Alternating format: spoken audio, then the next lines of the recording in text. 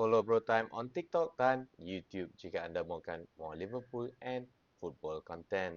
Maybe ni akulah. Tapi aku dah tak terkejut dah dengan kekalahan. Kita main teruk ke? Gakpo dapat statue ke? Dah tak terkejut dah. Pasal di season kita disajikan dengan gameplay yang boring, passive, predictable football. Performance kita for the first 60 minutes tu macam nak tunggu hujan emas jatuh dari langit. Kita macam nak tunggu luck lah. Nak tunggu someone score the goal tu. Wolves bermain dengan lebih efektif dan lebih bersemangat. Nak menang. Kita lawan Wolves 20. Kita pula yang takut main dengan Wolves. Macam mana? Our movement, our passes sangat-sangat predictable. 80% of the time kita main, kita asyik pass. Finish tak? Elak. Aku rasa lah kan, tim kita ni semakin lama semakin lembik. Jatuh sana sini. Our best defender of all time boleh kena tolak macam tu saja. Untuk first goal ni.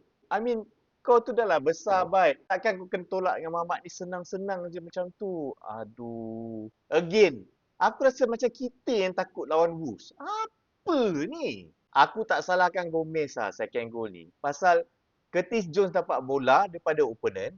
Dia tak tahu nak pass apa. Pasal aku rasa macam player semua tak nak bola. Semua macam malas. Lepas tu Curtis Jones kena pass dekat Alisson. Alisson kena pressure. Dan Alisson clear the bola. Dan lepas tu memang kena lah. Goal tu macam inevitable, tahu tak? Wolves yang bermain dengan bagus sebenarnya daripada kita. Diorang tak senang-senang hilang bola. They are eager to get the ball and attack. Diorang lagi efektif lah daripada kita. And seriously aku suka manager baru diorang ni, Rob Edwards. Macam Klopp regen. Dia jerit at the byline. Dia celebrate bila dia score the goals. Inilah baru proper coach. Bila dia nampak tim dia tak berfungsi, tak boleh mendatangkan hasil, dia tukar minit ke-60 tu. Dia taruh 3 fresh legs. Ini yang kita mahukan daripada coach. Tapi untuk performance Liverpool ni, aku kena tengok dekat seorang je. Si Botak. Dengan his boarding gameplay dan tactics, aku rasa jahanam tim ni. And aku tak tahu macam mana orang boleh tengok benda ni as positif. Lagi-lagi dengan asyik mainkan player ni.